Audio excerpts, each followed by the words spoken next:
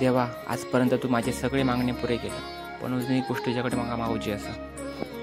धर्म जाती प्रांत भाषा वेश सारे संपूर्ण